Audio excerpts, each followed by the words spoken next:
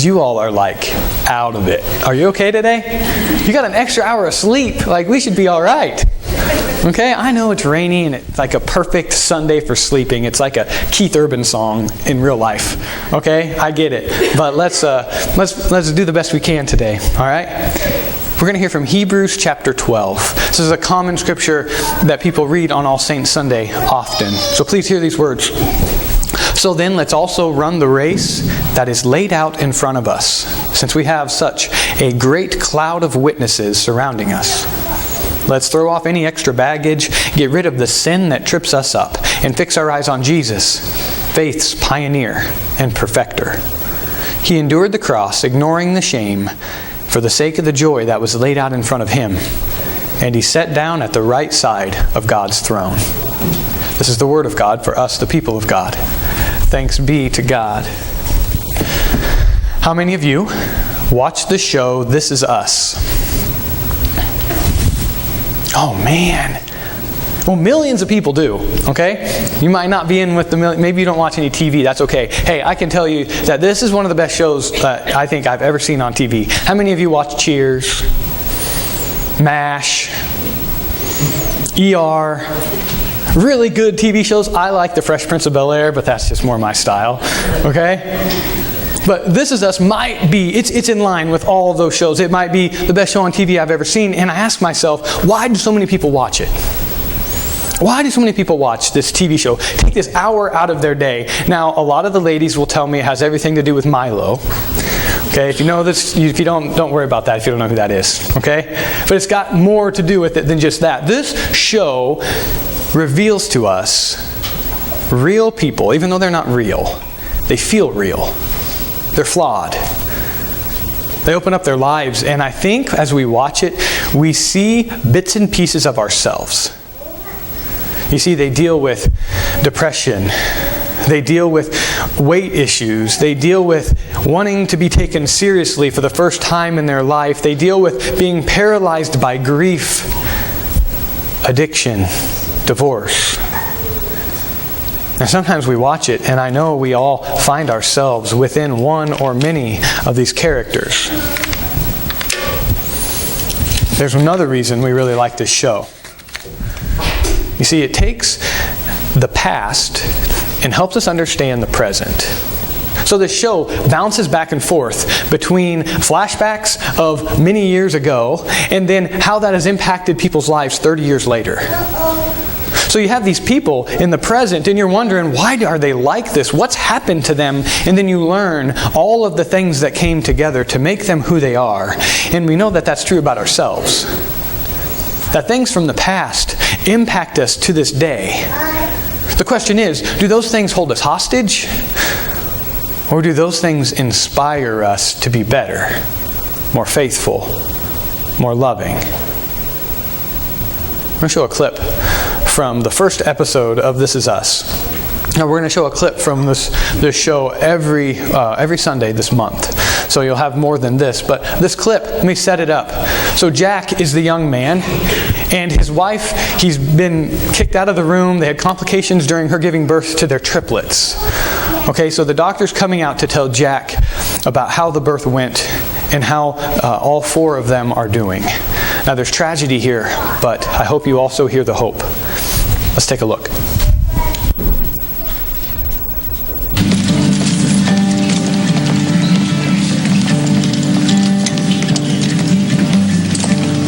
Rebecca's vitals are good. She's going to be asleep for a little while, but she's doing fine, and we're monitoring her closely. Okay. We lost the third baby, Jack. I'm very sorry. The second baby is a girl, very strong. The third baby was a little boy, but the umbilical cord was cutting off his oxygen. He was stillborn. Nothing anybody could have done.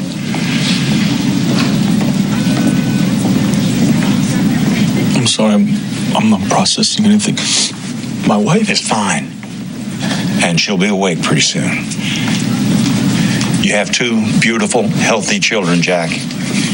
Boy and a girl. But we did lose the third child.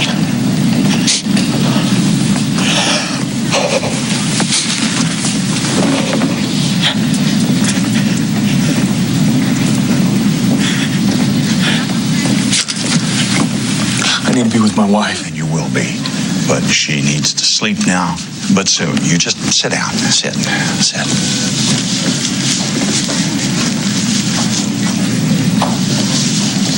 Okay if I keep you company a second?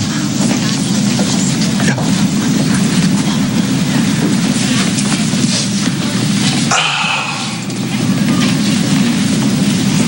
Okay if I try and say something meaningful?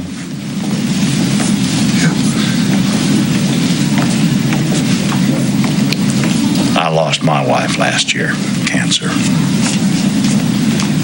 It's the reason I still work so much at my age. Just trying to pass the time. We were married 53 years. 5 children, 11 grandkids. But we lost our very first child during the delivery. The reason I went into this field, truth be told, I have spent 5 decades delivering babies, more babies than I can count. But there is not a single day that goes by that I don't think of the child I lost. And I'm an old man now.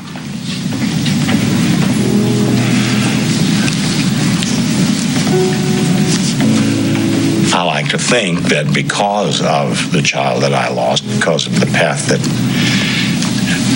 that he sent me on, that I have saved countless other babies.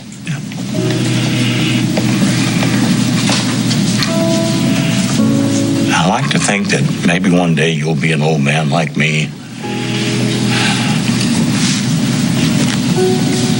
talking a younger man's ear off, explaining to him how you took the sourest lemon that life has to offer and turned it into something resembling lemonade. If you can do that, then you will still be taking 3 babies home from this hospital. Just maybe not the way you planned. I don't know if that was meaningful or senile, but I thought it ought to be said.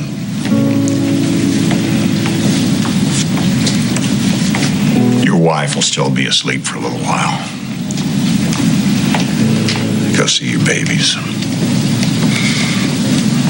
They're excited to meet their father. I think maybe they got a good one.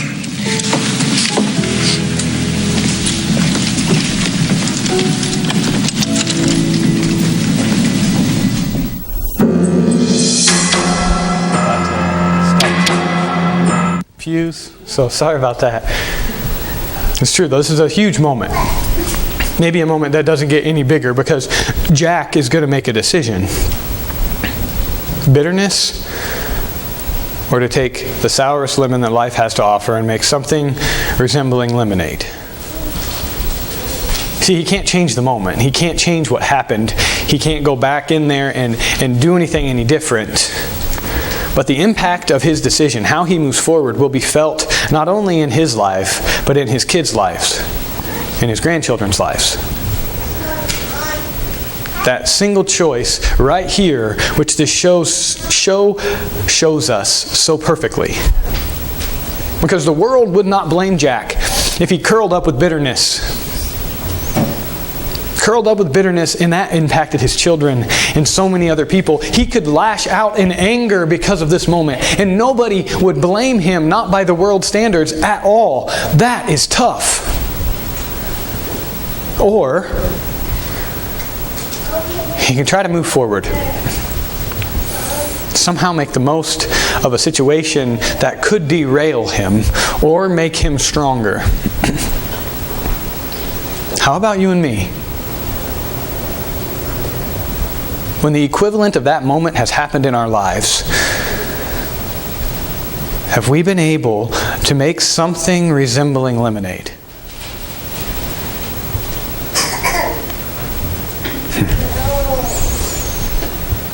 Now, this show misses it a little bit. It doesn't quite point to God. but it kind of does if you listen closely. The key ingredient to making lemonade in this life, to taking tough situations and trying to move forward, the hope is found in Jesus. Plain and simple. I don't know how you move forward without it. You either turn away from God in this moment right here and blame God and get angry, or you turn toward God and make the most out of something that we cannot explain. Because not everyone is as good looking as Jack, or as strong as Jack, or as wise as that doctor, but we all have sour moments. And the truth is, more are coming. We choose bitterness, or we choose to make lemonade. If you keep watching the show, you'll find out that Jack, the young dad, is flawed. And he continues to go through life, and he has stumbles. And he's really strong, but sometimes things are just so heavy that even the strongest people cannot carry them anymore. I think this is a pivotal moment in his life. For the rest of his life, I think he tries to shoulder this moment and be Superman for so long that eventually he falls. Nobody told him about Jesus. Nobody told him that there's hope. Nobody told him Isaiah 25, what you have already said today, that in heaven, the ultimate hope that we have, the Lord of heavenly forces will prepare for the people a rich feast of choice wines and well-tasting food. And He'll swallow up death forever and wipe every tear from our eye. If I could insert myself into that scene right there, I would just hand him that scripture and say, it's going to be okay. You have hope. As a pastor, I get asked questions a lot. Usually it's why. I don't mind the question. But for a long time in my ministry, I would try to give an answer to why bad things happen to good people. And sometimes I thought my answer was pretty good. But it never tastes right. It's always just a little bit sour when someone tries to give an explanation to something that is unexplainable. I decided a while back not to try anymore. Just to read Revelation 21. This is the hope. He will wipe every tear from our eyes. Death will be no more. There will be no mourning, crying, or pain anymore, for the former things have passed away. Look, I am making all things new.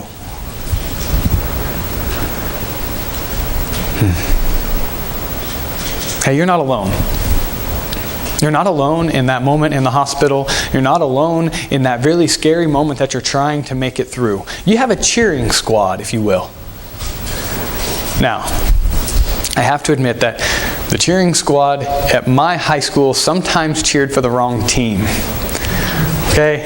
We'd be on the football field, I'd be playing defense, playing safety, and I would hear, offense, offense. I'd be like, what is going on?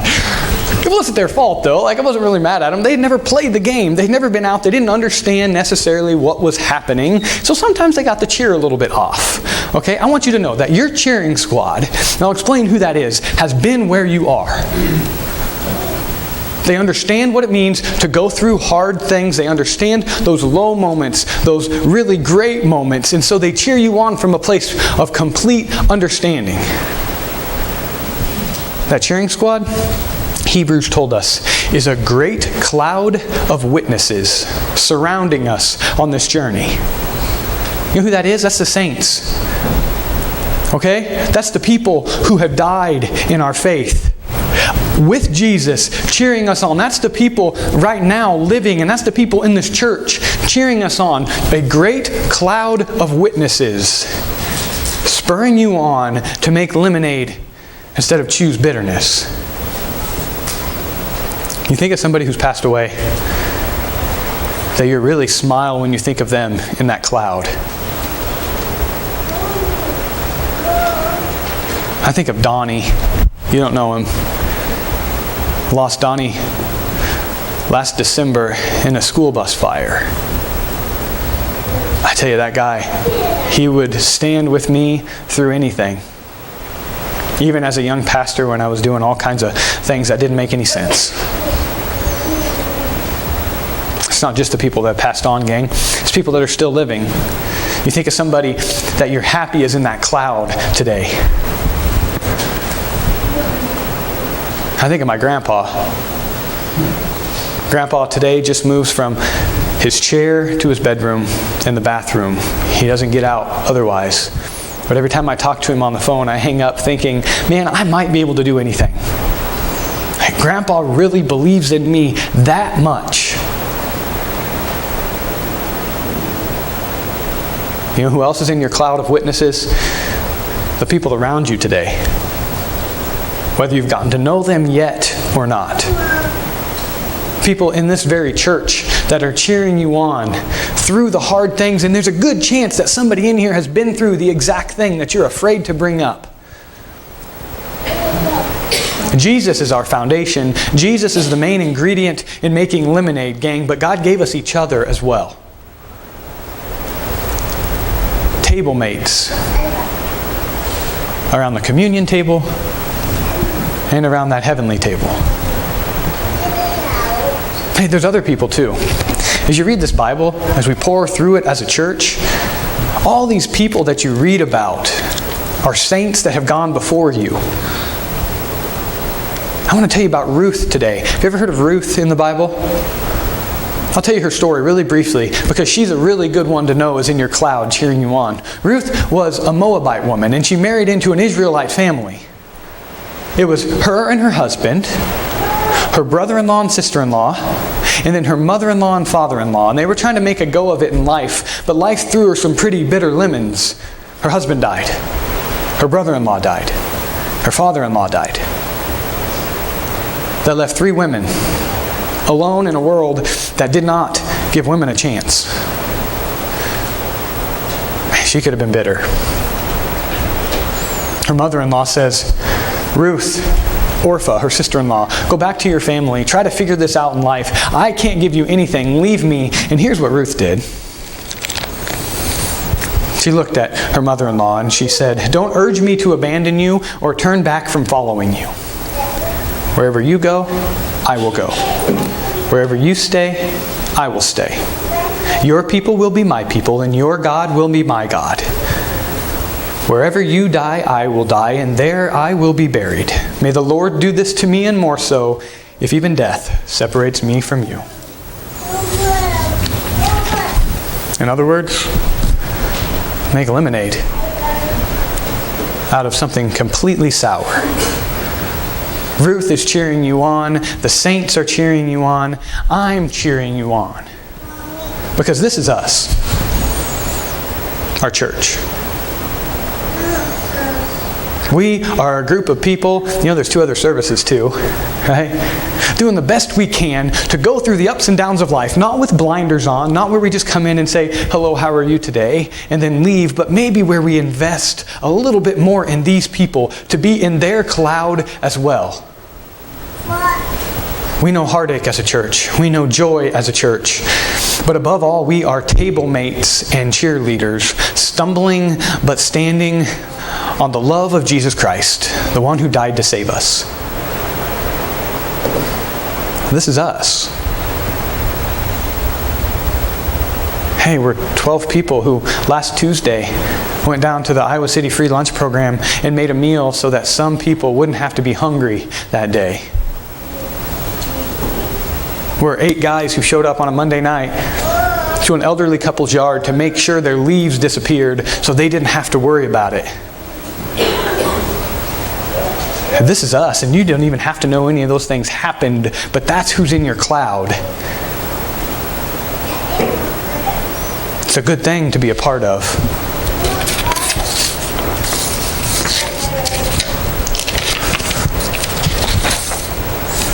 I'm missing a page, gang. You almost got a shortened sermon. Hey, there's 2 words I'm not a huge fan of in a church. Okay, it's called 2 words, pledge drive. Okay, that should make some of you smile. It's supposed to be a little joke, but some of you are like, don't even talk about it. Right? The reason we don't want to talk about it is because it's done wrong. Right? We talk about money in a really strange way. In November, I'm going to ask you to reflect on it. Okay? Not focus on it. Reflect on it. I want you to first think about your time. With your family, when you take time away from something and give it to something else, something is missing it. So talk about your family. What kind of time are you going to invest in this place, this part of your family? And think about the gifts that you have to give. With the people you love, discern what gifts can you give to this part of your family.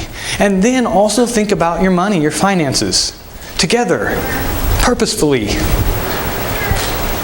What can you give? What is God calling you to give?